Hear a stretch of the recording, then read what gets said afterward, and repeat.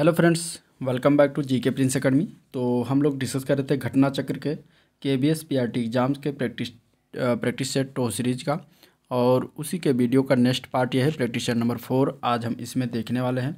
अगर देखा जाए तो प्रैक्टिस सेट पीआरटी के मतलब केबीएस पीआरटी में 180 क्वेश्चन पूछे जाने हैं, जिसका हम लोग पूरा 180 क्वेश्चन इसमें डिस्कस करने वाले हैं। ठीक है, इसके पहले अगर बात करें तो 3 प्रैक्टिस सेट घटना चक्र का हो चुका है। आप लोग चैनल पेज पर जाइए, आपको वहाँ से उसका लिंक मिल जाएगा और इसका प्लेलिस्ट बना दिया गया। ठीक है, तो वहाँ से भी उसको देख सकते हैं एक साथ। तो चलिए आज का स्टार्ट करते हैं प्रैक्टिस सेट नंबर 4। उसमें हम इंग्लिश के पार्ट को सबसे पहले देखेंगे, और इसमें जो दिया गया है पैसेज दिया गया है एक, और उस पैसेज को जो है पढ़िएगा, और इस पैसेज के अनुसार जो है इसके कुछ क्वेश्चन दिए गए हैं और उस क्वेश्चन को हम लोग करते हैं। ठीक है, तो पहला अगर हम क्वेश्चन देखें इसमें तो दिया गया है कि who disturbed the peace of class, यानी कि क्लास की शांति को किसी ने भंग किया। अब इस गद्यांश को आप जब पढ़ेंगे तो इसमें जो निकल के आएगा इसका आंसर वो हो जाएगा कि इसमें जो है कक्षा के शरारती बच्चों के कारण जो है ये कक्षा का वातावरण जो है अशांत हुआ, शांति भंग हुई। तो इस तरीके से इसका आंसर जो होगा वो बी पार्ट करेक्ट है। ठीक है, the mischievous of boys of the class. अब आप जब गद्यांश को पढ़ेंगे तो आपका आंसर निकल के आएगा B part. Next question, what is the function of the clause. ठीक है, अब क्लॉज कौन सा है, वो है ये अ school servant carrying a large desk, इतना क्लॉज है। ठीक है, इस क्लॉज का हमें फंक्शन बताना है, और इन द ओपनिंग सेंटेंस। ठीक है, इसमें बताना है कि इसका क्या मतलब फंक्शन है। ठीक है, तो अगर आप क्लॉज गद्यांश को देखेंगे या पैसेज को देखेंगे तो क्लॉज जो दिया गया a school servant carrying a large desk से उस विद्यालय के दिनचर्या की जानकारी प्राप्त होती है। तो इस तरीके से इसके अगर हम आंसर की बात करेंगे तो आंसर हो जाएगा टू डिस्क्राइब द एटमॉस्फेयर। ठीक है, आंसर क्या हो जाएगा, टू डिस्क्राइब द एटमॉस्फेयर। ठीक है, उस क्या कहते हैं कि दिनचर्या के उस विद्यालय के पर्यावरण की या वातावरण की जो है जानकारी से प्राप्त होता है। तो करेक्ट आंसर इसका बी पार्ट हो जाएगा। नेक्स्ट क्वेश्चन देखते हैं। अगला क्वेश्चन है what contributed most of the majorly of the new boy. ठीक है, ये बताना है। तो न्यू बॉय जो होते हैं, नए बच्चे जो होते हैं, उसमें जो है विद्यार्थी के साथ साथ अन्य सहपाठियों का भी उदासीन व्यवहार और उनकी परेशानी का सबसे बड़ा कारण था। तो इसमें कारण बताना था कि क्या कारण हो सकता है। तो करेक्ट आंसर जो होगा वो डी पार्ट हो जाएगा, इनसेंसिटिव क्लासमेट्स। ठीक है, इनसेंसिटिव क्लासमेट्स मीन्स विद्यार्थी के अन्य जो सहपाठी, क्लासमेट्स में सहपाठी होते हैं, उनका उदासीन व्यवहार और उनकी परेशानी का सबसे बड़ा ये कारण बनता है। तो आंसर इसका क्या हो जाएगा, डी पार्ट। जब आप पढ़ेंगे गद्यांश को तो यही इसका आंसर निकल के आएगा। नेक्स्ट क्वेश्चन है विच of the following is true about the description of new boy. ठीक है, न्यू बॉय के बारे में कौन सा इसमें से ऑप्शन सही है। तो अगर इसमें हम देखें तो दिया गया, अगर गद्यांश की बात करें, जब गद्यांश को आप पढ़ेंगे, पैसेज को पढ़ेंगे, तो उसमें लिखा गया, चर्चा किया गया कि उस नौ प्रवेशी विद्यार्थी की, नए विद्यार्थी की अन्य विद्यार्थियों के द्वारा हंसी उड़ाई गई है। ठीक है, तो करेक्ट आंसर की बात करें तो बी पार्ट हो जाएगा, द बॉय हैज़ बीन कैचर्ड। ठीक है, कैरी कैचर्ड हो जाएगा। तो इस तरीके से इसका आंसर जो होगा वो बी पार्ट हो जाएगा। करेक्ट आंसर क्या होगा, बी पार्ट हो जाएगा। नेक्स्ट क्वेश्चन है the last part of the episode proved to be an anticlimax to dash. बताना है कि किसके द्वारा। तो इसमें अगर देखा जाएगा वर्णित कहानी के अंतिम भाग या अंतिम एपिसोड की बात करेंगे तो उसमें नया विद्यार्थी के प्रतिकर्ष यानी कि एंटी क्लाइमैक्स को प्रदर्शित करता है। अतः इसमें बी की बात करेंगे, ऑप्शन इसमें हो जाएगा बी पार्ट, द बॉय के बारे में बात किया गया तो आंसर इसका बी पार्ट हो जाएगा। तो इतने सारे क्वेश्चन, मतलब टोटल 5 क्वेश्चन थे पैसे से। अब देखते हैं अगला क्वेश्चन, एंटोनेम बताना है फैमिलियर का। फैमिलियर एंटोनेम क्या होता है, विलोम शब्द बताना है फैमिलियर का। फैमिलियर शब्द मीन्स क्या होता है, फैमिलियर शब्द मीन्स होता है सुपरिचित। ठीक है, इसका अर्थ क्या होता है, फैमिलियर शब्द का अर्थ क्या होता है, सुपरिचित। तो सुपरिचित का हमें विलोम बताना है। सुपरिचित को और एक तरीके से जान सकते हैं, इसको घनिष्ठ भी कह सकते हैं और मित्र भी कह सकते हैं। ठीक है, तो इस तरीके से इसका अगर हम बात करेंगे, इसमें से कौन सा एक एंटोनेम है, यानी कि एंटोनेम है, यानी कि विलोम शब्द है। तो इसमें से कौन इसका विलोम होगा, विलोम हो जाएगा अनफैमिलियर, जो कि सी पार्ट में दिया गया है। ठीक है, अनफैमिलियर मीन्स अपरिचित। तो करेक्ट आंसर सी पार्ट हो जाएगा। नेक्स्ट क्वेश्चन में भी हमें एंटोनेम बताना है इंसॉल्वेंट का। इंसॉल्वेंट मीन्स क्या होता है, इंसॉल्वेंट मीन्स होता है दिवालिया। इंसॉल्वेंट मीन्स क्या होता है, दिवालिया होता है। ठीक है, इसका उल्टा क्या होगा, इसका विलोम क्या होगा, इसका विलोम हो जाएगा धनी व्यक्ति या धनाढ़, तो वो हो जाएगा वेल्दी। वेल्दी मीन्स होता है धनी। तो करेक्ट आंसर इसका बी पार्ट हो जाएगा। इसका एंटोनिम क्या बनेगा, वेल्दी बनेगा। ठीक है, नेक्स्ट क्वेश्चन, लेगिटिमेट मीन्स भाई इसका मतलब बताना है क्या होता है इसका अर्थ। तो इसका अर्थ होता है लॉफुल, ठीक है, क्या होता है लॉफुल, लॉफुल होता है। और यानी कि न्याय इसको हिंदी में कह सकते हैं, या फिर इसको जायज़ हिंदी में कह सकते हैं, या फिर इसको वैध हिंदी में कह सकते हैं, ठीक है। तो इस तरीके से इसके ये अर्थ होते हैं। अब इसका मतलब इसमें वैलिड, करेक्टफुल, राइटफुल या फिर पॉसेसिव, अगर इसमें देखेंगे तो इसका करेक्ट आंसर क्या हो जाएगा। करेक्ट आंसर की बात करेंगे तो ए पार्ट है वैलिड, ठीक है, वैलिड इसका सटीक और सही आंसर होगा। करेक्ट जो है इसका राइट आंसर क्या हो जाएगा, वैलिड हो जाएगा, ठीक है। अब अगर हम अलग अलग अगर हम आंसर की बात करेंगे तो इसमें देखिए करेक्ट मीन्स होता है सही, सटीक या फिर विशुद्ध होता है, ठीक है। राइटफुल मीन्स होता है उचित, यानी कि न्याय संगत भी कह सकते हैं। पॉसेसिव मीन्स होता है स्वामी या फिर स्वत बोधक, ठीक है। नेक्स्ट में हमें बताना है स्किलफुल। स्किलफुल क्या है, स्किलफुल की बात करेंगे तो इसका मतलब होता है स्किलफुल मीन्स इसका हिंदी अर्थ होता है दक्ष, यानी कि इसको निपुण भी कह सकते हैं, ठीक है। स्किलफुल मीन्स होता है निपुण, निपुण। तो इसका पर्यायवाची बताना है स्किलफुल इज क्या होता है, तो ये हो जाएगा एड्रॉयड। एड्रॉयड मीन्स भी निपुण या फिर प्रवीण इसको कह सकते हैं, कुशल कह सकते हैं। तो आंसर आपका इसमें क्या हो जाएगा, सी पार्ट करेक्ट हो जाएगा, ठीक है। एडवर्स मीन्स होता है प्रतिकूल, एडवर्स मीन्स क्या होता है प्रतिकूल, ठीक है। एडॉप्ट मीन्स होता है गोद लेना। और इसके बाद एडवेंट जो दिया गया है, एडवेंट, एडवेंट मीन्स क्या होता है, एडवेंट मीन्स होता है अवतार, एडवेंट मीन्स क्या होता है अवतार, ठीक है। तो करेक्ट आंसर जो होगा इसका सी पार्ट करेक्ट है। Next question, which of the following sentence is correct, इसमें से कौन सा सेंटेंस करेक्ट है, मतलब सही रूप से लिखा हुआ है। फुल मैनी या flower are born to blush unseen, ठीक है। अब इस तरीके से इसमें लिखा हुआ है, यहाँ पे आर लगा, यहाँ पे इज, यहाँ पे आर, यहाँ पे इज, और इसमें बताना है कि कौन सा करेक्ट यानी कि सेंटेंस दिया गया है, लिखा हुआ है पूर्ण रूप से, ठीक है। तो आंसर की अगर हम बात करें तो इसमें full many a flower is born to blush unseen जो दिया गया है ये सही रूप से लिखा हुआ है। तो करेक्ट आंसर इसका बी पार्ट हो जाएगा, ठीक है। अब इसमें अगर हम बात करें तो मैनी जो होता है ए अथवा एन और मोर देन वन के साथ जो है सदैव सिंगुलर फॉर्म का प्रयोग करते हैं, ठीक है। तो यहाँ पे मैनी अ फ्लावर दिया गया है तो इज बॉर्न टू ब्लश, तो यहाँ पे इसलिए इज का प्रयोग किया जाए, सिंगुलर वर्ब एक वचन की क्रिया का प्रयोग करते हैं, ठीक है। तो आंसर इसका क्या हो जाएगा, full many a flower is born to blush unseen, सही है, शुद्ध है। अगला क्वेश्चन, अब हिंदी के क्वेश्चन है। पहला क्वेश्चन है चंदायन के रचयिता कौन है। चंदायन के रचयिता की अगर हम बात करेंगे तो देखिए इसके रचयिता का नाम है मुल्ला दाऊद, आंसर इसका डी पार्ट हो जाएगा, ठीक है। और ये जो है संभवतः हिंदी का प्रथम सूफी प्रेम काव्य है। इसमें जो है नायक लोरिक एवं नायिका चंदा के प्रेम कथा का जो है वर्णन किया गया और ये अवधी भाषा में लिखा गया, ये भी याद रखिएगा। अगला प्रश्न देखते हैं, द्विवेदी युग नामकरण किया गया है, किसके नाम पर जो है द्विवेदी युग नामकरण किया गया है।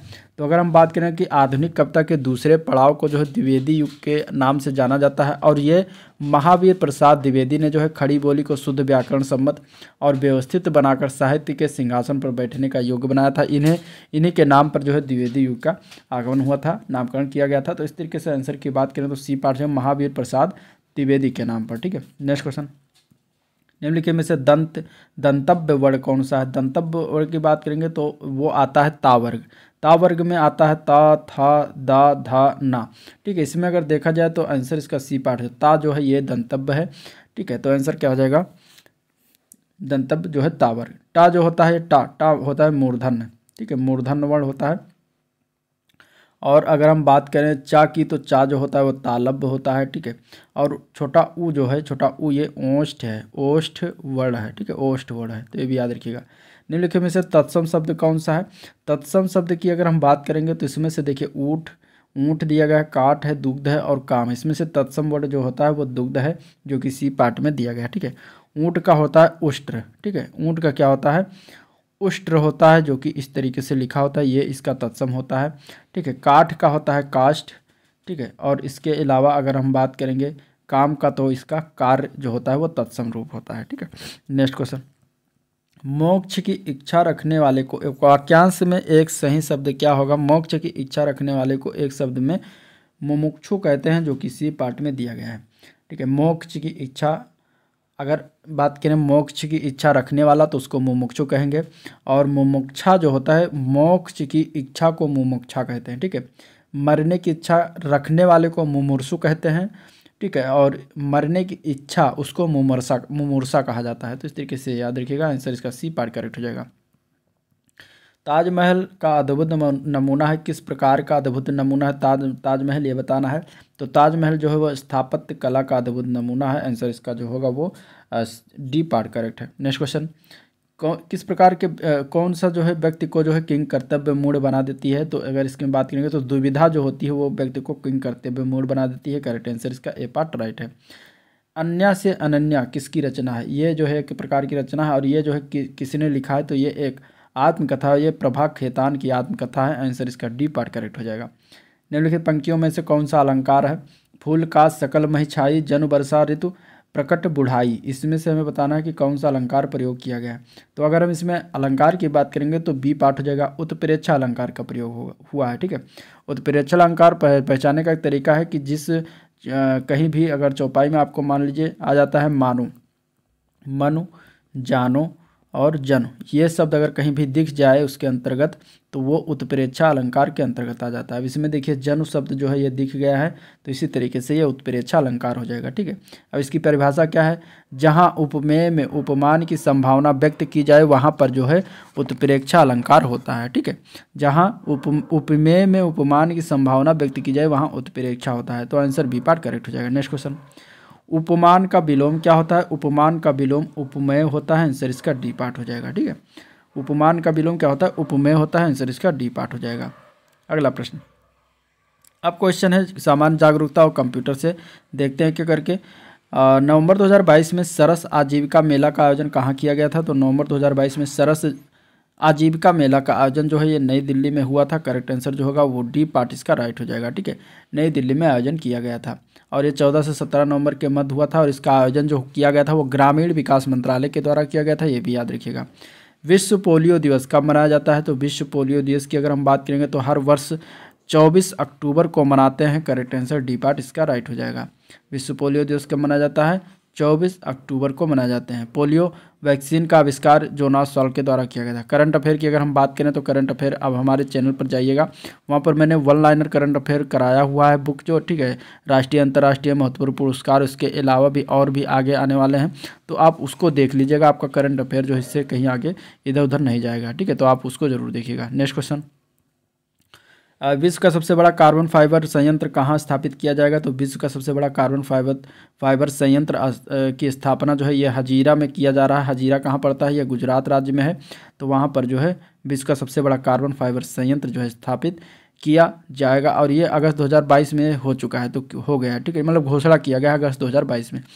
तो आंसर इसका सी पार्ट करेक्ट है। Next question, spark the space, मतलब स्पार्क के बारे में दिया गया द स्पेस टेक पार्क के संबंध में कौन सा कथन सही है। ठीक है, इसके बारे में कथन पहला है यह भारत का पहला आभासी अंतरिक्ष संग्रहालय है। दूसरा है 10 अगस्त 2022 को स्पार्क का अनावरण इसरो के अध्यक्ष एस सोमनाथ ने किया।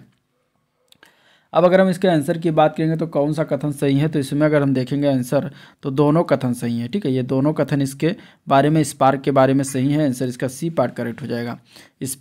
Spark means the space tech park Bharat का पहला आभासी अंतरिक्ष संग्रहालय और ये अगस्त 2022 में इसरो के तत्कालीन अध्यक्ष जो हैं एस सोमनाथ ने इस पार्क का अनावरण किया है। इस पार्क में इसरो के इतिहास और सफलताओं को दर्शाया गया है।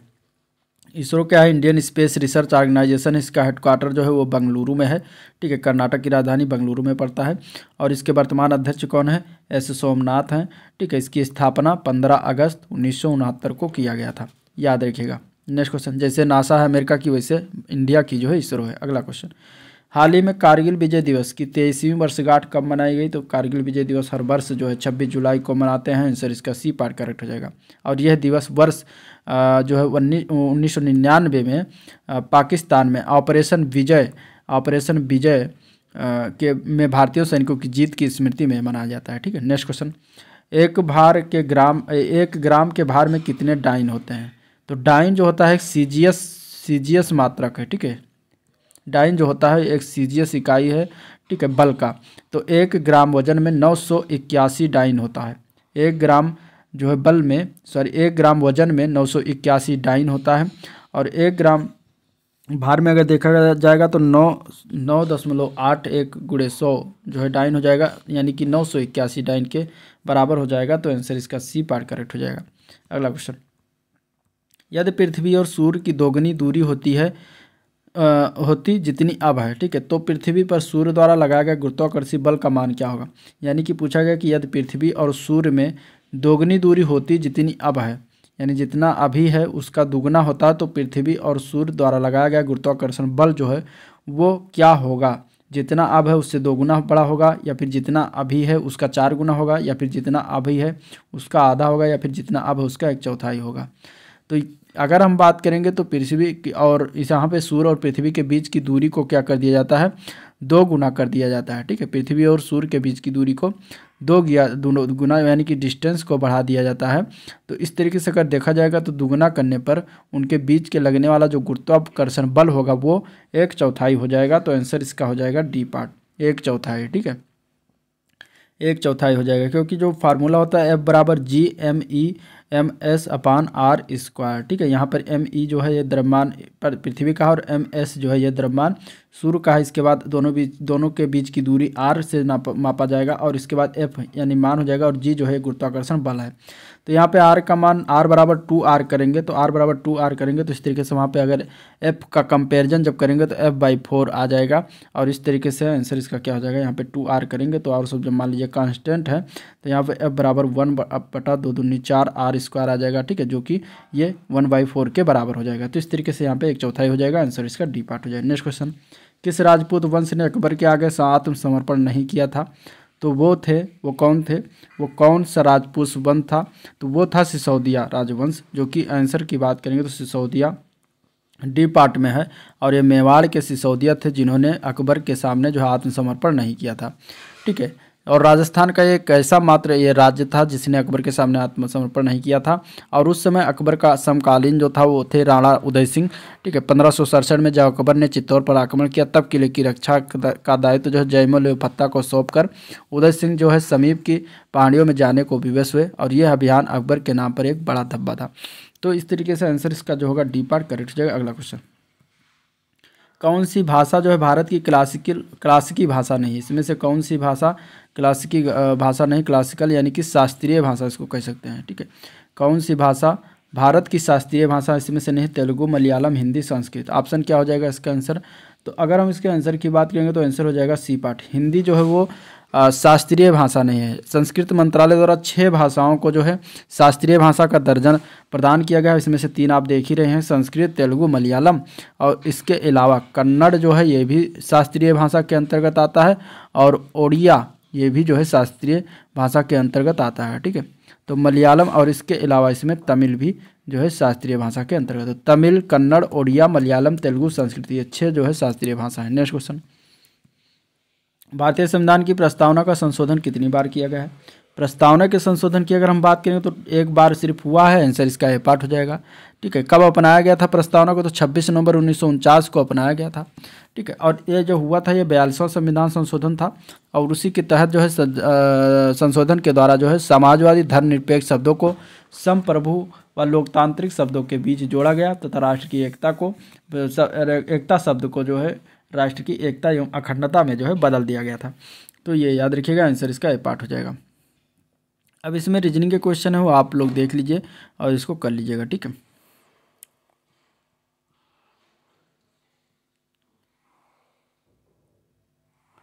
अब देखते हैं हम कंप्यूटर क्वेश्चन। पहला क्वेश्चन है, कंप्यूटर में डेटा किस रूप में संग्रहित होता है। तो कंप्यूटर में अगर देखा जाए तो डेटा जो होता है वो बाइनरी या फिर इसको हिंदी में द्विआधारी रूप में स्टोर करते हैं। तो करेक्ट आंसर इसका ए पार्ट हो जाएगा, बाइनरी रूप में, ठीक है। करेक्ट आंसर क्या हो जाएगा, सी पार्ट, बाइनरी रूप में। नेक्स्ट क्वेश्चन, कंप्यूटर व्यवस्था से जोड़ती है। कंप्यूटर व्यवस्था जो जोड़ती है तथा विभिन्न देशों में से सूचना संकलित कर सैटेलाइट द्वारा विश्व में पहुंचाती है, उसे क्या कहा जाता है। तो उसको हम क्या कहते हैं, उसको अगर हम देखेंगे तो उसको हम कहते हैं निकनेट। क्या कहते हैं, निकनेट, जो कि डी पार्ट में दिया गया। ये विश्व का सबसे बड़ा उपग्रह आधारित कंप्यूटर संचार नेटवर्क है। तो correct answer D part right हो जाएगा। नेक्स्ट क्वेश्चन, प्रथम पृष्ठ जो सामान्यतः आप वेबसाइट पर देखते हैं वो होता है इसका किसका, गृह पृष्ठ होता है, मुख्य पृष्ठ होता है, प्रथम पृष्ठ या फिर पता का पृष्ठ। तो किसी वेबसाइट का प्रथम पेज जो होता है वो होम पेज, इसको हिंदी में कह सकते हैं होम पेज, ठीक है, होम पेज। तो होम पेज होता है जो देखते हैं उसको गृह पृष्ठ कहते हैं। तो आंसर इसका ए पार्ट करेक्ट हो जाएगा। होम पेज से जो है उस वेबसाइट पर अन्य पेजों के बारे में जानकारी मिल जाती है। तो ये हो गया नेक्स्ट क्वेश्चन देखें तो इनमें से कौन सा पेज मार्जिन का प्रकार नहीं है। इसमें से मार्जिन के प्रकार के पेज की अगर हम बात करेंगे तो कौन सा नहीं है। तो पेज मार्जिन जो होता है डॉक्यूमेंट के पेज के चारों तरफ बिना टाइप या खाली जगह को कहते हैं और ये MS वर्ड में यह पेज सेटअप विकल्प के अंतर्गत आता है। तो इसके इसके इसमें पूछा गया पेज मार्जिन का कौन सा प्रकार नहीं है। ठीक है, बाएं, मध्य, शीर्ष, दाएं। तो अगर हम बात करें तो मध्य जो होता है वो पेज मार्जिन का प्रकार नहीं होता, ये बाएं दाएं ऊपर नीचे होता है। तो करेक्ट आंसर बी पार्ट हो जाए। नेक्स्ट क्वेश्चन, एक डेटाबेस वेयर हाउस क्या होता है। तो एक डेटाबेस वेयर हाउस को इंटरप्राइज डेटा वेयर हाउस के नाम से जानते हैं। ठीक है, और इसमें अगर हम बात करें तो एक डेटाबेस वेयर हाउस महत्वपूर्ण विषयों के क्षेत्रों के आसपास संगठित रहता है। तो इसमें आंसर इसका बी पार्ट करेक्ट हो जाएगा।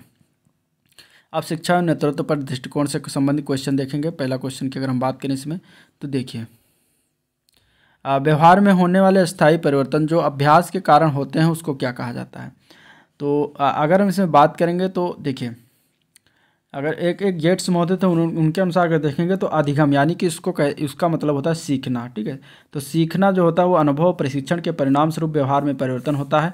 तो यहाँ पर अगर आंसर की बात करें तो सी पार्ट हो जाएगा, ए पार्ट हो जाएगा सीखना। ठीक है, जिसको हम अधिगम भी कहते हैं मनोवैज्ञानिक की भाषा में। तो इस तरीके से आंसर आपका जो हो जाएगा ए पार्ट। ठीक है, व्यवहार में होने वाले स्थायी परिवर्तन अभ्यास के कारण जो होते हैं वो सीखना के लक्षण होते हैं। तो आंसर इसका ए पार्ट करेक्ट हो जाएगा। नेक्स्ट क्वेश्चन, निम्नलिखित में से कौन सा कारक स्मृति से संबंधित नहीं है।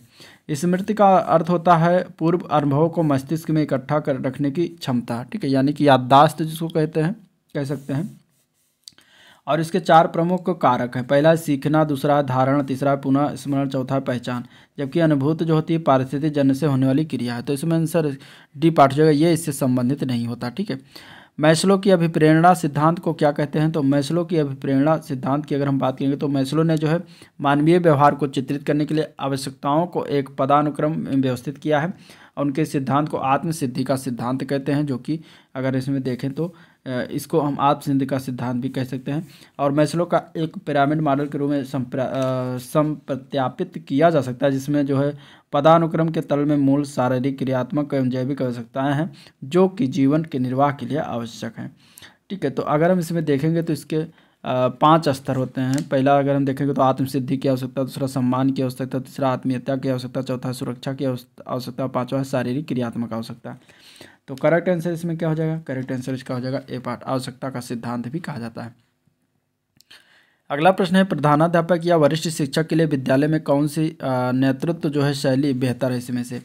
तो इसमें अगर देखा जाएगा तो करेक्ट आंसर क्या हो जाएगा, करेक्ट आंसर इसका हो जाएगा बी पार्ट, प्रजातांत्रिक नेतृत्व बेहतर होती है। आंसर इसका बी पार्ट करेक्ट है।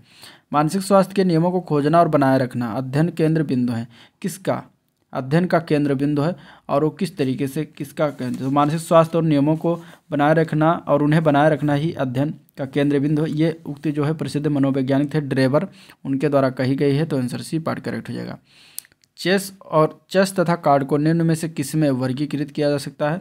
तो चेस यानी कि जिसको शतरंज कहते हैं और कार्ड यानी कि ताश जिसको कहते हैं उसको बौद्धिक खेलों की अंतर्गत जो है रखा जा सकता है इस श्रेणी में। तो आंसर बी पार्ट करेक्ट हो जाएगा। अभिवृत्त संप्रत्यय क्या है। अभिवृत्त को अंग्रेजी भाषा में एटीट्यूड कहते हैं। ठीक है, अभिवृत्त को अंग्रेजी भाषा में क्या कहते हैं, एटीट्यूड कहते हैं, एटीट्यूड। तो इस तरीके से अब आप समझ गए होंगे। तो एटीट्यूड जो होता है इस शब्द लैटिन शब्द एप्टस से बना है, इसका अर्थ होता है योग्यता या सुविधा। ठीक है, तो यह एक मानसिक दशा है जो सामाजिक व्यवहार की अभिव्यक्ति करने में विशेष भूमिका प्रस्तुत करते हैं। तो अभिवृत्ति को कभी कभी मनोवृत्ति के नाम से जो है क्या किया जाता है, प्रयोग किया जाता है। ठीक है, तो आंसर इसका क्या आ जाएगा, डी पार्ट हो जाएगा। ये सभी होते हैं। अभिवृत्ति किससे संपर्क, संज्ञान परक, क्रियापरक और संवेगात्मक तीनों होता है। नेक्स्ट क्वेश्चन, मनोवैज्ञानिक के अनुसार बुद्धि क्या होती है।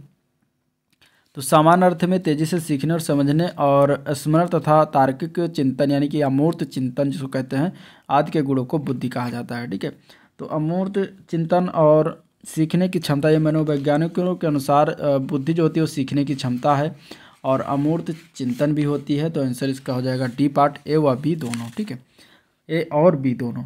नेक्स्ट क्वेश्चन, प्रेरणा का वही संबंध उपलब्धि से है जो अधिगम का यानी सीखने का होता है। किससे संबंध ये बताना। तो सीखने का जो होता है बोध से संबंध है। तो आंसर इसका सी पार्ट करेक्ट हो जाएगा। ठीक है, थार्नडाइक के व्यक्तित्व के वर्गीकरण करिए। थार्नडाइक के व्यक्तित्व के वर्गीकरण का आधार क्या होता है। तो थार्नडाइक के व्यक्तित्व के वर्गीकरण का आधार है चिंतन और कल्पना।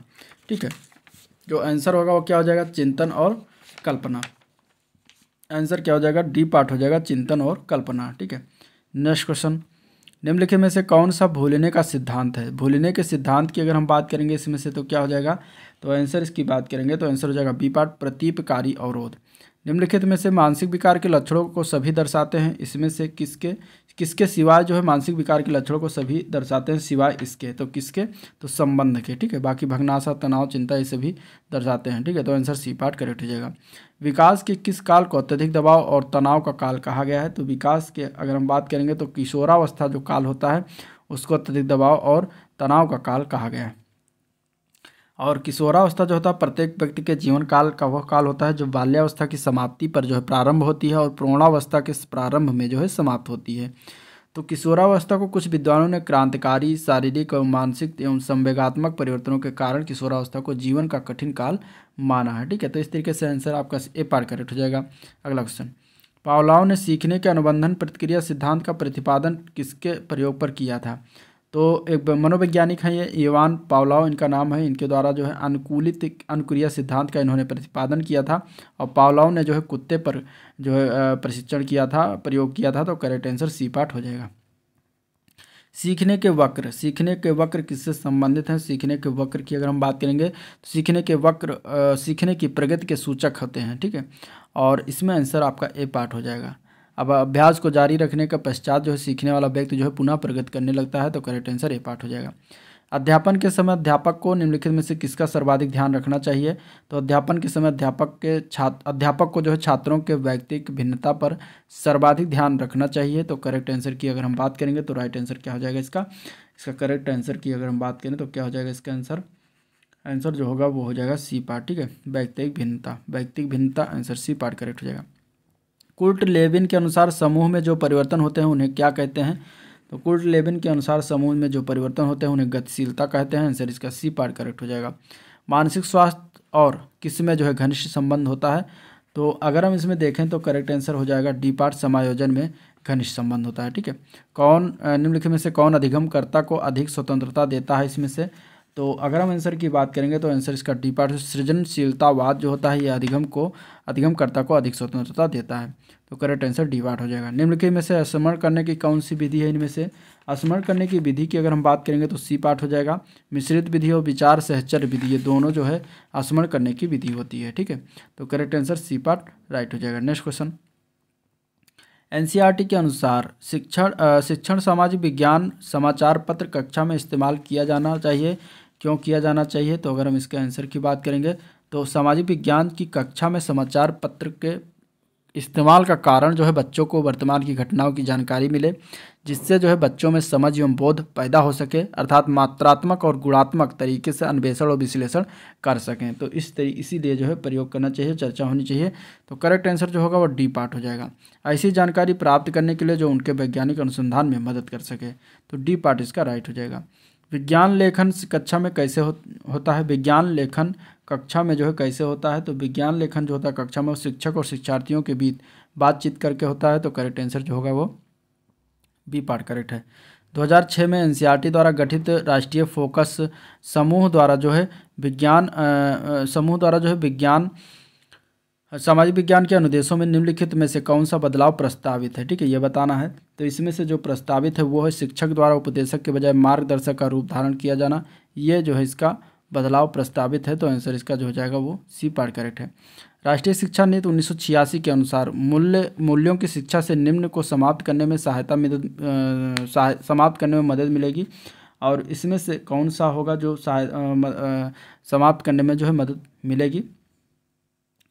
तो करेक्ट आंसर की अगर हम बात करेंगे तो आंसर इसका बी पार्ट है, हिंसा को मदद मिलेगी, हिंसा को समाप्त करने में मदद मिलेगी। नेक्स्ट क्वेश्चन, निम्नलिखित में से कौन सी विशेषता दूरस्थ शिक्षा को गतिशील और रोमांचक बनाती है। तो वो विशेषता है शैक्षिक तकनीकी। आंसर ए पार्ट करेक्ट हो जाएगा। ठीक है, सामाजिक विज्ञानों के परिवार में एक प्रमुख विषय, सामाजिक विज्ञानों के परिवार में एक प्रमुख विषय कौन सा है। सामाजिक विज्ञानों के परिवार में सामाजिक निहितार्थों वाला जो विज्ञान होता है प्रमुख विषय होता है। तो आंसर बी पार्ट करेक्ट है, इनमें से बताना है। ठीक है, निम्नलिखित में से कौन कक्षा में गणित पढ़ाने के लिए अधिक सार्थक वास्तविक जीवन की स्थिति देता है। तो इसमें से अगर देखा जाए तो पाठ्य पुस्तक में दिए गए शब्द समस्या को पढ़ाने से जो है सार्थक जो है वास्तविक जीवन की स्थिति देता है। तो आंसर इसका डी पार्ट करेक्ट हो जाएगा। ठीक है, आंसर क्या हो जाएगा, डी पार्ट इसका करेक्ट हो जाएगा। नेक्स्ट क्वेश्चन, सामाजिक विज्ञान शिक्षा का मुख्य ध्येय ये है, क्या है मुख्य ध्येय ये बताना है। तो सामाजिक विज्ञान शिक्षा का मुख्य ध्येय की अगर हम बात करेंगे तो बी पार्ट इसका करेक्ट है। सामाजिक मुद्दों पर गहन चिंतन मनन करने के लिए शिक्षार्थी की क्षमता विकसित करना। ठीक है, तो आंसर इसका क्या हो जाएगा, बी पार्ट हो जाएगा। अगला प्रश्न देखते हैं। तो मूल्यांकन उपकरण की विश्वसनीयता और वैधता के अलावा विद्यार्थियों की जीवन शिक्षक शैलियों का मूल्यांकन करने वाले शिक्षक को निम्न पर जो है अवश्य विचार करना चाहिए। इनमें से किस पर विचार करना चाहिए, तो अनुसंधान में मूल्यांकन मॉडल किस सीमा तक उपयोग किया गया है, इस पर विचार अवश्य करना चाहिए। तो आंसर इसका सी पार्ट करेक्ट हो जाएगा।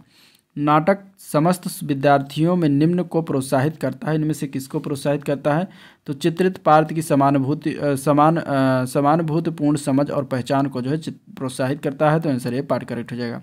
निम्न में से कौन सा शब्द लैंगिक पक्षपात को दर्शाता है, इसमें अगर हम आंसर की बात करेंगे तो आंसर इसका हो जाएगा सी पार्ट, खूबसूरती को दर्शाता है। ठीक है, अहम केंद्रितता क्या है, ठीक है, अहम केंद्रितता बताना है इसमें से क्या है। तो आंसर की अगर हम बात करें इसमें तो आज राइट आंसर क्या हो जाएगा, देखिए अहम केंद्रितता जो होता है एक मनोरोग होता है। इसमें मनुष्य जो है समाज की मान्यताओं, नीति और अनीति वर्जनाओं की चिंता नहीं करता, अपनी बात को अंतिम ब्रह्म यानी कि अंतिम सत्य समझता है और वो हर किसी से आशा करता है कि वो सब उसके नियंत्रण में रहते हुए कर्म करें या कार्य करें। तो इसमें अगर आंसर की बात करेंगे तो डी पार्ट हो जाएगा। ठीक है, आंसर की बात करें तो डी पार्ट। बच्चों का यह मानना कि सोचने का तरीका ही उनका ही सोचने का एकमात्र तरीका है। तो आंसर डी पार्ट करेक्ट हो जाएगा।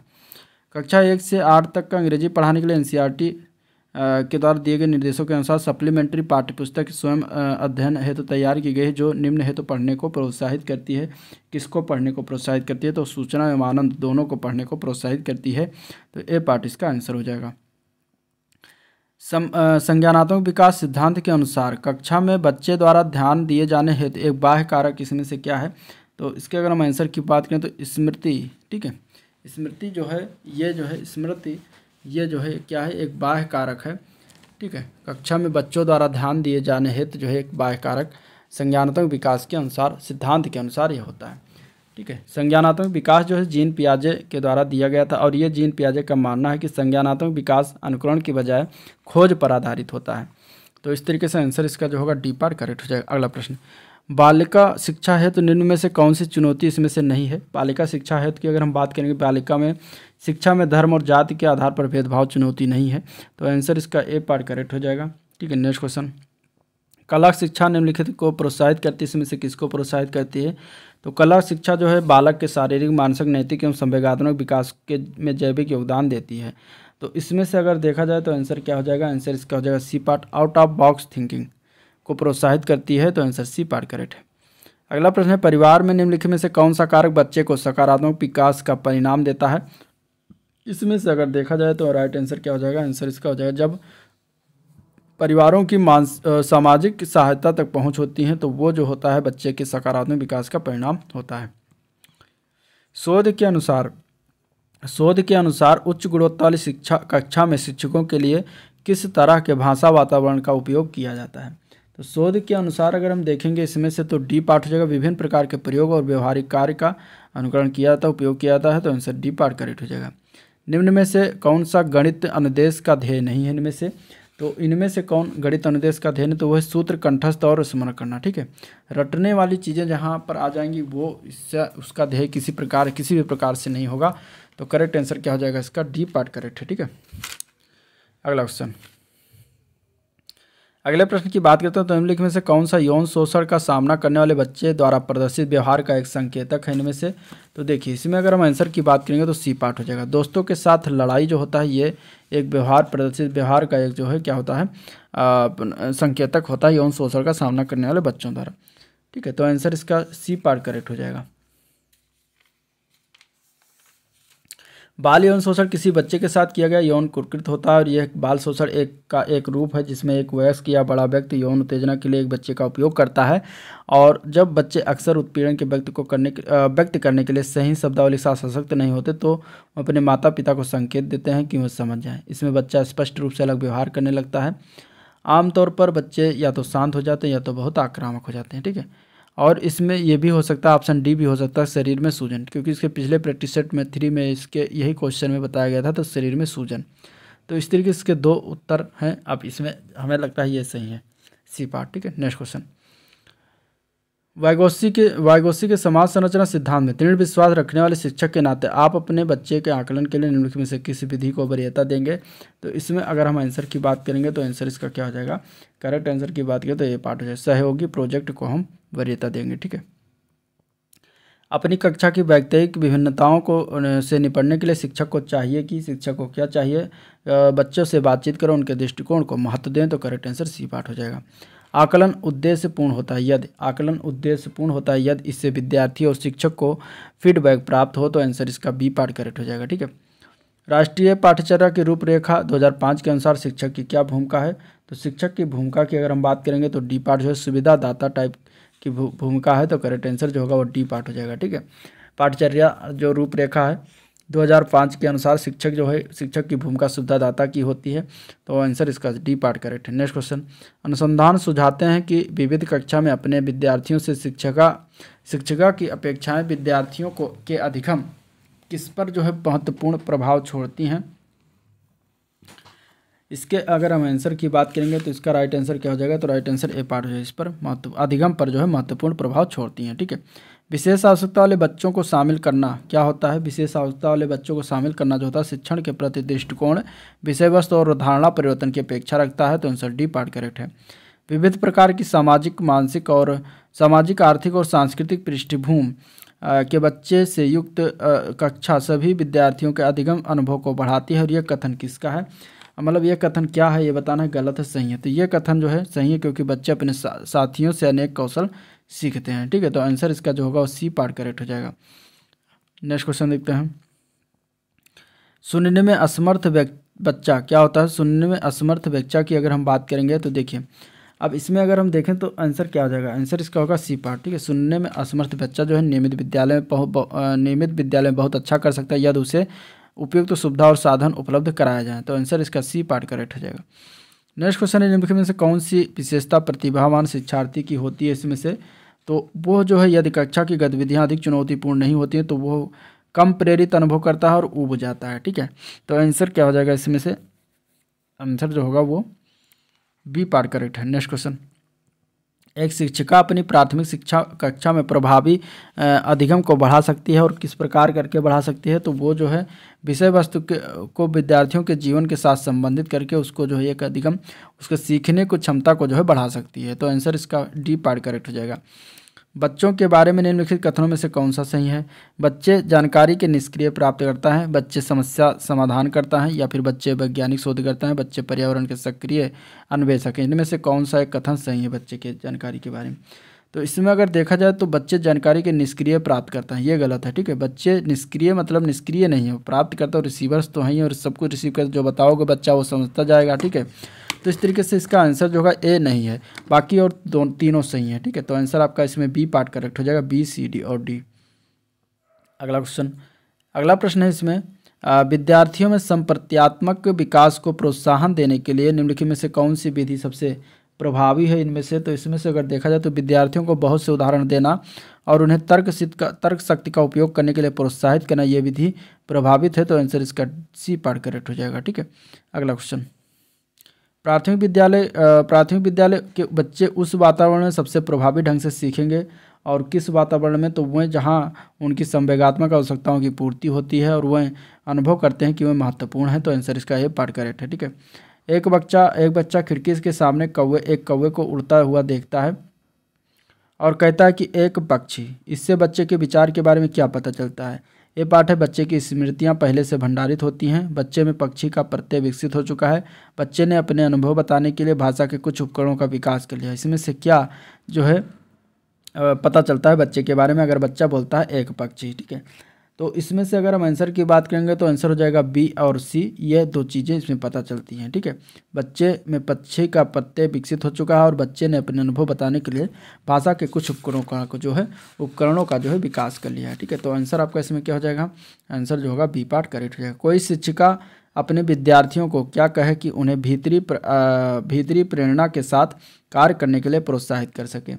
तो इसमें अगर देखेंगे तो आंसर हो जाएगा डी पार्ट। इसे करने की कोशिश करो तुम सीख जाओगे। अगर ये कोई किसी विद्यार्थी से कोई शिक्षिका इस तरीके से कहती है तो आंसर इसका क्या हो जाएगा, ये एक सही तरीका होता है और वो प्रोत्साहित करने का, ठीक है, उस विद्यार्थी को। तो आंसर क्या हो जाएगा, इसका डी पार्ट करेक्ट हो जाएगा। नेक्स्ट क्वेश्चन, कोई शिक्षिका अपने विद्यार्थियों को अध्ययन करने के हेतु आंतरिक रूप से उत्प्रेरित करने के लिए कैसे प्रोत्साहित कर सकती है।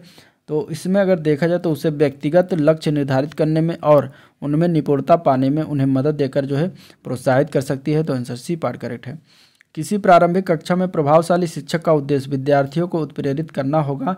किस प्रकार उत्प्रेरित करना होगा, तो सीखने के लिए जिससे वह जिज्ञासु बने और सीखने के लिए ही सीखना पसंद करें। तो आंसर इसका ए पार्ट करेक्ट हो जाएगा, ठीक है। नेक्स्ट क्वेश्चन, निम्नलिखित में से कौन सा उदाहरण जो है प्रभावशाली प्रथा है, विद्यालय की प्रथा का है, ठीक है। कौन सा उदाहरण प्रभावशाली विद्यालय की प्रथा का है। तो इसमें अगर देखा जाए तो वो होता है व्यक्ति सापेक्ष सीखना या अधिगम होता है। तो ये उदाहरण जो है प्रभावशाली विद्यालय की प्रथा का होता है। विकास का शिरः पदाभिमुख दिशा सिद्धांत व्याख्या करता है कि विकास इस प्रकार आगे बढ़ता है। किस प्रकार आगे बढ़ता है, तो ये होता है सिर से पैर की ओर आगे बढ़ता है। आंसर इसका सी पार्ट करेक्ट हो जाएगा, ठीक है। भाषा विकास के लिए सबसे संवेदनशील समय निम्नलिखित में से कौन सा है। भाषा विकास के लिए सबसे संवेदनशील समय जो है वो है प्रारंभिक बचपन का समय, जो कि इसमें दिया गया है डी पार्ट में। तो आंसर इसका डी पार्ट करेक्ट हो जाएगा। अब हिंदी से संबंधित क्वेश्चन जो भाग 4 में फिर से आएगा उसको देखते हैं। स्वरों के उच्चारण में लगने वाले समय को क्या कहते हैं, तो उसको कहा जाता है मात्रा, ठीक है। क्या कहते हैं, मात्रा उसको कहते हैं। तो आंसर जो होगा वो ए पार्ट इसका करेक्ट हो जाएगा। और अगर हम बात करें मात्रा या उच्चारण के आधार पर, तो स्वर जो है 3 प्रकार के होते हैं, ह्रस्व स्वर, दीर्घ स्वर और प्लत स्वर। जातिवाचक संज्ञा इसमें से क्या क्या है, तो अगर हम इसमें देखते हैं शैशो जो है ये भाववाचक संज्ञा है, ठीक है। क्या है, भाववाचक संज्ञा है। और इसके अलावा अगर इसमें देखते हैं लोहा जो है ये क्या है, लोहा और लकड़ी ये दोनों क्या हैं, ये द्रव्यवाचक हैं, ठीक है। लोहा और लकड़ी क्या हैं, ये द्रव्यवाचक हैं। और इसके अलावा पुस्तक की अगर हम बात करेंगे तो पुस्तक आ जाएगा आपका जातवाचक संज्ञा में। तो correct answer D part correct है। सप्ताह में 7 दिन होते हैं, प्रस्तुत वाक्य में दिन शब्द क्या है। दिन की अगर हम बात करेंगे तो सप्ताह में 7 दिन होते हैं। इसमें प्रस्तुत शब्द जो दिन है वो अगर हम बात करें तो पुल्लिंग है। आंसर इसका ए पार्ट करेक्ट हो जाएगा, ठीक है। लड़कियां शब्द एक वचन क्या होता है, लड़कियां शब्द का एक वचन होता है लड़की, जो कि दिया गया है ए पार्ट में। इसका आंसर ए पार्ट करेक्ट हो जाएगा। वो बहुत अच्छा लड़का है, इनमें कौन सा वो जो है ये किस प्रकार का सर्वनाम है, तो वो बहुत अच्छा लड़का है, इसमें निश्चयवाचक सर्वनाम है। आंसर इसका ए पार्ट करेक्ट हो जाएगा, निश्चयवाचक, ठीक है। जिस सर्वनाम से किसी वस्तु का निश्चित बोध हो जाए वहाँ पे निश्चयवाचक सर्वनाम हो जाता है। वो आप ही चला गया, वाक्य में रेखांकित शब्द आप जो है ये किस प्रकार का जो है सर्वनाम है, तो आप की अगर हम बात करेंगे तो निजवाचक सर्वनाम आता है अंतर्गत। आंसर बी पार्ट करेक्ट हो जाएगा, ठीक है। निम्नलिखित विकल्पों में से सकर्मक क्रिया का चयन करना, इसमें से कौन सा सकर्मक क्रिया है, तो तड़पाना जो है ये सकर्मक क्रिया है, ठीक है। सकर्मक क्रिया में क्रिया का प्रभाव कर्म पर पड़ता है, तो यहाँ पे कर्म पर प्रभाव पड़ेगा, तो डी पार्ट करेक्ट हो जाएगा। मैं तुमसे टेलीफोन पर बात करूंगा, इस वाक्य में टेलीफोन पर इसमें कौन सा प्रकार का कारक प्रयोग किया गया है, तो टेलीफोन पर अगर हम देखेंगे तो इसमें करण कारक का प्रयोग किया गया है, जो कि डी पार्ट में दिया गया है, ठीक है। क्योंकि टेलीफोन से बात होगी, यहाँ पे से परसक करण कारक के चिन्ह है, इसलिए यहाँ पे करण कारक होगा, ठीक है। अब पर की जगह पे में पर संबंध मत लगा देना, यहाँ पे करण होगा। अभी अभी राधा सो गई है, इसमें अगर हम बताना है कौन से प्रकार का ये काल में लिखा हुआ है, तो अगर हम इसमें बात करें काल की तो इसमें आसन्न भूतकाल है, ठीक है। अभी अभी राधा सो गई है, यानी इसमें आसन्न भूतकाल का जो है क्या कहते हैं उदाहरण है ये। और इसके अगर हम परिभाषा की बात करें तो क्रिया के जिस रूप में क्रिया के अभी अभी समाप्त होने का बोध हो उसे आसन्न भूतकाल कहते हैं, ठीक है। तो आंसर आपका बी पार्ट करेक्ट हो जाएगा। महादेव का पर्यायवाची इसमें से कौन सा नहीं है, महादेव के पर्यायवाची की अगर हम बात करेंगे तो महागौर शब्द जो होता है ये महादेव का पर्यायवाची नहीं होता। बाकी त्रिलोचन, गिरीश, पशुपति, महेश्वर, चंद्रशेखर, भूतेश ये सब महादेव के पर्यायवाची होते हैं। आधुनिक शब्द का विलोम बताना अगले प्रश्न में, तो आधुनिक का विलोम प्राचीन होता है, जो कि सी पार्ट में दिया गया, सी पार्ट में दिया गया, ठीक है। प्राचीन जो होता है वो किसका विलोम होता है, आधुनिक का विलोम होता है, ठीक है। और पुराना भी आधुनिक का विलोम होता है। और समीचीन जो होता है असमीचीन और अर्वाचीन, प्राचीन, समसामयिक, इसके जो है क्या कहते हैं कि समीचीन और असमीचीन, और अर्वाचीन, प्राचीन, समसामयिक तीनों होता है, असमसामयिक इसका पर्यायवाची होता है, ठीक है। तो आंसर आपका इसमें सी पार्ट हो जाएगा। नेक्स्ट क्वेश्चन, जो प्रमाण से सिद्ध ना हो सके उसके लिए एक शब्द क्या होता है, तो जो प्रमाण से सिद्ध ना हो सके उसके लिए अप्रमेय शब्द प्रयोग करते हैं, बी पार्ट करेक्ट हो जाएगा। अगले शब्द में मुहावरे का अर्थ बताना है। आंख का काजल, इसका मतलब अर्थ क्या होता है? तो इसका अर्थ होता है अत्यंत प्रिय, जो कि बी पार्ट में दिया गया है। ठीक है। सुशिक्षित शब्द में उपसर्ग कौन सा है? सुशिक्षित शब्द में उपसर्ग की बात करें, उपसर्ग पहले लगता है तो इसमें सु शब्द उपसर्ग है। ठीक है। सु से अन्य शब्द बनता है जैसे सुखी। ठीक है। तो आपका सु का अर्थ होता है सुखी या फिर अच्छा या फिर सरल, इस तरीके से होता है। विद्यार्थी किसका उदाहरण है? किस संधि का उदाहरण है? तो विद्यार्थी का अगर हम संधि विच्छेद करते हैं तो विद्या प्लस अर्थी बनता है। यह दीर्घ स्वर संधि का उदाहरण है, जो कि डी पार्ट में दिया गया है। ठीक है। अव्यय भाव समास का उदाहरण बताना है, इसमें से कौन सा है अव्यय भाव समास के उदाहरण? ठीक है।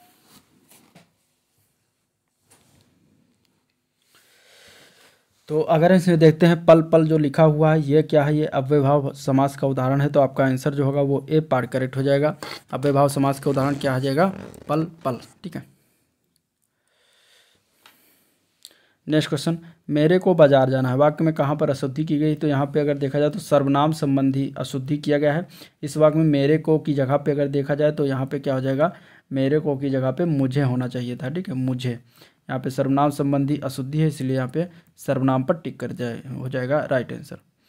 अब अगला क्वेश्चन अगर इसमें देखते हैं तो हस्तक्षेप का शुद्ध शब्द क्या है? इसमें हस्तक्षेप जो है गलत लिखा हुआ है, यहाँ पे ता बड़ा नहीं होना चाहिए था, तो आंसर इसका सी पार्ट करेक्ट हो जाएगा, जो कि शुद्ध रूप से लिखा हुआ है। बंदर का इसमें से कौन सा पर्यायवाची नहीं है? ठीक है। बंदर के पर्यायवाची की अगर हम बात करें तो बंदर का देखिए मरकट होता है, हरि होता है, शाखा मृग होता है, कपि है, वानर है। ठीक है। कीस भी जो है बंदर का पर्यायवाची है। अब इसमें अगर हम देखा जाए तो कपीस जो दिया गया है, ये कपीस बंदर का पर्यायवाची नहीं होता, ये हनुमान का पर्यायवाची होता है। ठीक है। तो इस तरीके से आपका आंसर हो जाएगा जो है क्या? D part. शीत का विलोम क्या होता है? शीत का विलोम होता है उष्ण। क्या होता है? उष्ण, जो कि डी पार्ट में दिया गया है। ठीक है। नेक्स्ट क्वेश्चन इंग्लिश से संबंधित पहला क्वेश्चन है, complete the following sentence with correct conjunction. Conjunction लगाना है, इसमें से क्या कंजंक्शन लगेगा? ही had not paid his bill dash his electricity was cut of. अब यहाँ पे क्या भरते हैं, जिससे कि ये करंट जो है पूर्ण रूप से जो है जब कंजंक्शन भर जाएगा, तो यहाँ पे अगर देखा जाए तो यहाँ पे एज का प्रयोग किया जाएगा। As he had not paid his bill his electricity was cut off, तो आंसर इसका एज हो जाएगा। Choose the correct figure of speech in the following sentence. Death lays his icy hands on kings. यहाँ पे figure of speech मतलब कि यहाँ पे अलंकार बताना है, कौन सा अलंकार पे? तो death lays his icy hands on kings में पर्सोनिफिकेशन अलंकार का प्रयोग किया जाता है। पर्सोनिफिकेशन मीन्स मानवीकरण, तो आंसर इसका क्या हो जाएगा? Personification. Answer B part correct हो जाएगा।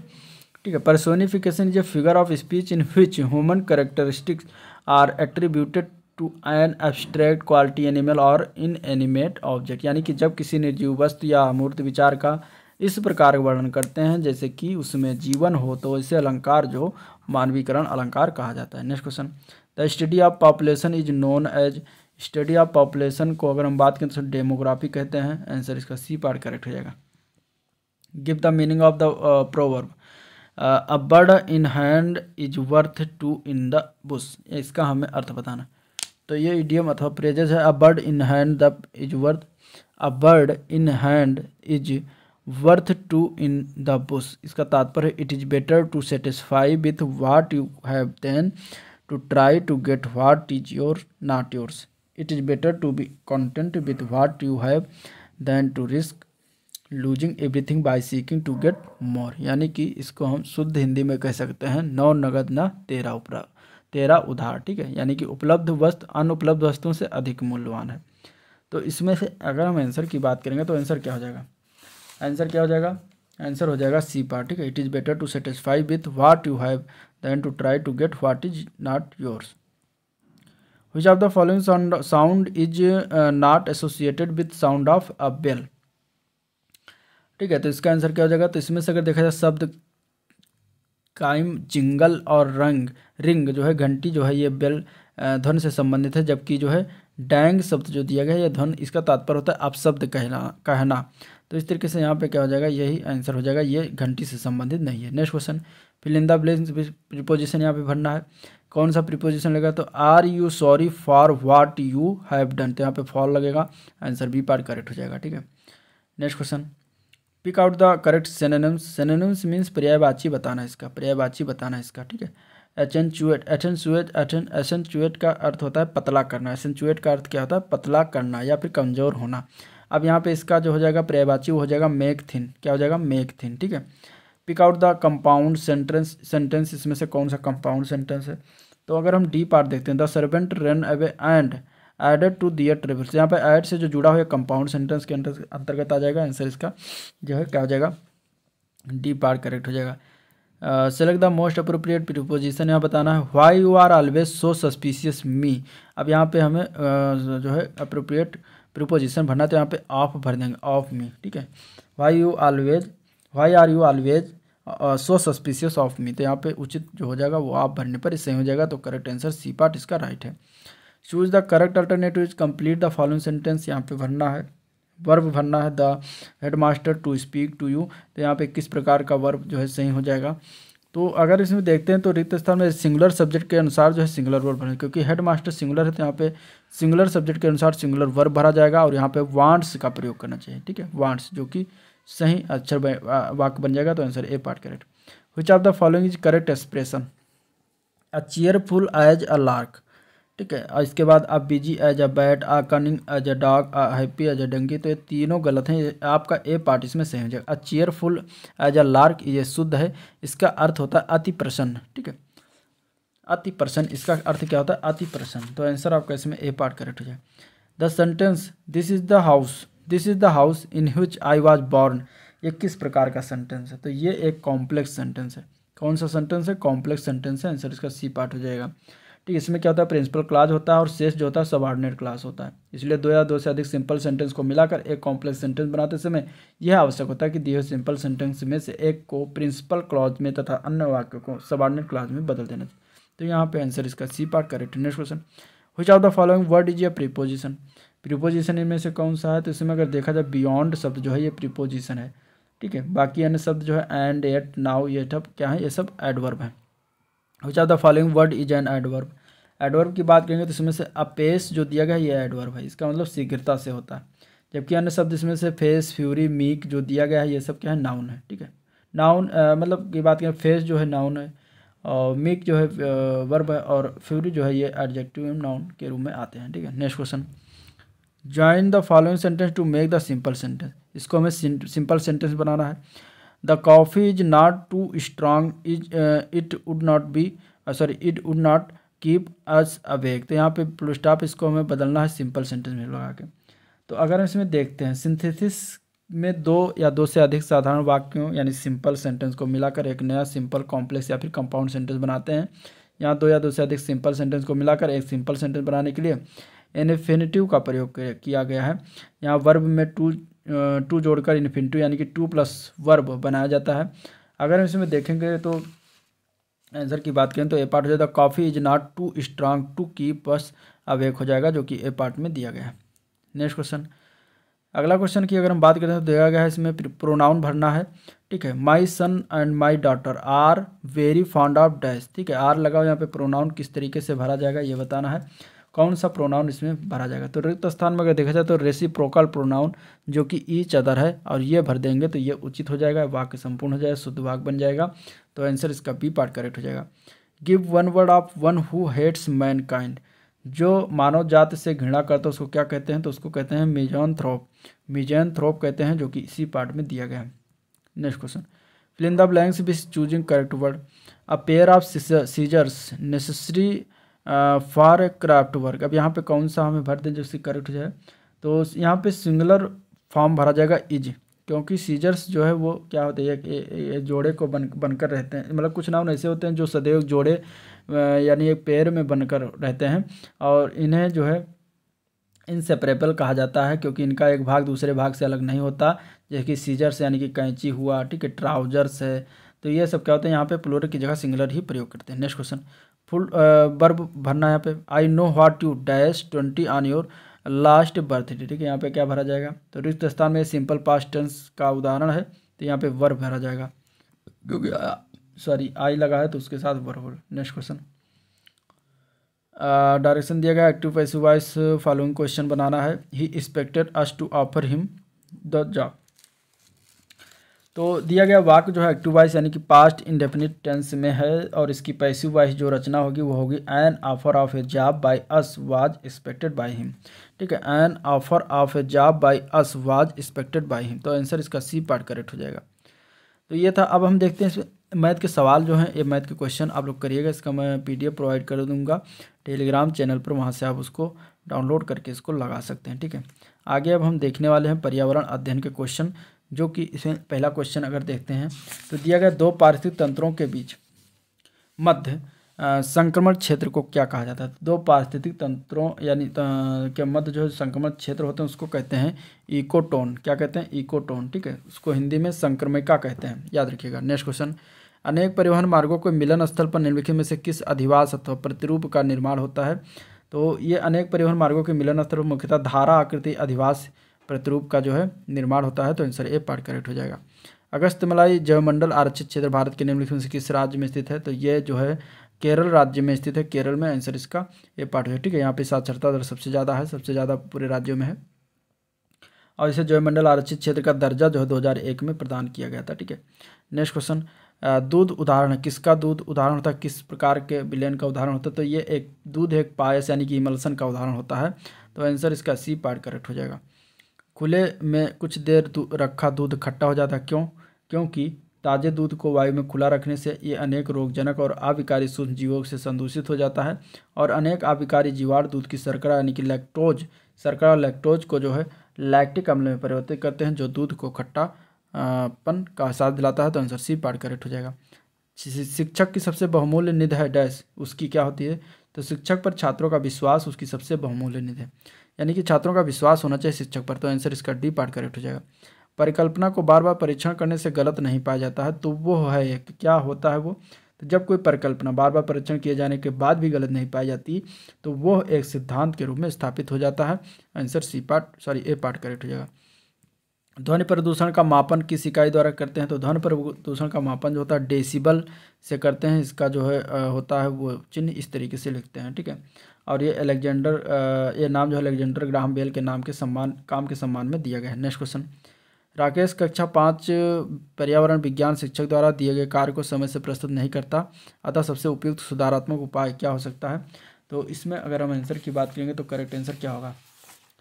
तो इसका करेक्ट आंसर हो जाएगा सी पार्ट, उसकी अनियमितताओं के कारण को जानकर जो है उसे सही मार्गदर्शन देना, ये इसका उपाय हो सकता है। ठीक है, किसी खाद्य श्रृंखला में शाकाहारी होते हैं, किसी खाद्य श्रृंखला में शाकाहारी जो होते हैं वो प्राथमिक उपभोक्ता होते हैं। जो करेक्ट आंसर हो जाएगा वो जो है बी पार्ट इसका करेक्ट है। नेक्स्ट क्वेश्चन, पारिस्थितिक तंत्र के तत्वों को चक्रण को क्या कहते हैं। तो पारिस्थितिक तंत्र के तत्वों के चक्रण को जो है कहा जाता है भू जैव रासायनिक चक्र, जो कि बी पार्ट में दिया गया है। निम्नलिखित ईंधनों में से कौन सा एक न्यूनतम पर्यावरणीय प्रदूषण उत्पन्न करता है इनमें से। तो इसमें से जो है वो है हाइड्रोजन। आंसर इसका सी पार्ट करेक्ट है। ग्रीन मफलर किससे संबंधित है। तो ग्रीन मफलर जो है ये संबंधित है ध्वनि प्रदूषण। ठीक है, सड़क जो होती है, सड़क के इधर दोनों साइड में जो ये पेड़ पौधे लगाए जाते हैं, इसको हम कहते हैं ग्रीन मफलर। ठीक है, तो इसको हम क्या कहते हैं? ग्रीन मफलर कहते हैं। तो आंसर आपका इसमें टी पार्ट हो जाएगा, जो कि ये ध्वनि प्रदूषण का, ये ध्वनि प्रदूषण को रोकता है। नेक्स्ट क्वेश्चन, दूध में प्रोटीन है, इस परीक्षण के लिए अभिकर्मक प्रयुक्त कौन सा अभिकर्मक का प्रयोग किया जाता है। तो इसके लिए जो प्रयोग करते हैं कॉपर सल्फेट और कास्टिक सोडा के घोल को। तो आंसर सी पार्ट करेक्ट। खाना पकाने के बर्तन के लिए सर्वोत्तम पदार्थ वो होगा जिसके लिए विशिष्ट ऊष्मा तथा ऊष्मा चालकता के मान क्रमशः होंगे। किस प्रकार होंगे? तो क्रमशः अगर हम बात करते हैं तो विशिष्ट ऊष्मा का मान निम्न होगा और ऊष्मा चालकता का मान उच्च होगा। तो आंसर ए पार्ट करेक्ट हो जाएगा। पीने हेतु सुरक्षित जल क्या कहलाता है। तो पीने हेतु सुरक्षित जल को कहते हैं पेयजल। आंसर ए पार्ट करेक्ट है। वर्षा जल संचयन का उद्देश्य क्या है। तो वर्षा जल संचयन का उद्देश्य है जो है बी पार्ट भूजल को रिचार्ज करने हेतु। ठीक है, निम्नलिखित में से किसे वाटरमैन ऑफ इंडिया के नाम से जानते हैं। तो इसमें से राजेंद्र सिंह को वाटरमैन ऑफ इंडिया के नाम से जानते हैं। नीरू किस राज्य का वाटरशेड प्रबंधन कार्यक्रम है। तो इसमें से आंसर हो जाएगा डी पार्ट है आंध्र प्रदेश का यह वाटरशेड प्रबंधन कार्यक्रम। निम्नलिखित में से किस राज्य में रानी की बावड़ी ये स्थित है। तो ये स्थित है गुजरात में। आंसर सी पार्ट इसका करेक्ट हो जाएगा। ठीक है, तो इस तरीके से यह था ओवरऑल वीडियो आज का, जिसको हम लोगों ने देखा। वीडियो पसंद आया तो लाइक करिएगा, चैनल को सब्सक्राइब नहीं किया अभी तक तो फटाफट सब्सक्राइब कर लीजिए, साथ ही साथ अपने दोस्तों में ज़्यादा शेयर भी कर दीजिएगा। ठीक है, तो वीडियो को एंड करते हैं, आज मिलते हैं नेक्स्ट वीडियो में, तब तक के लिए थैंक यू।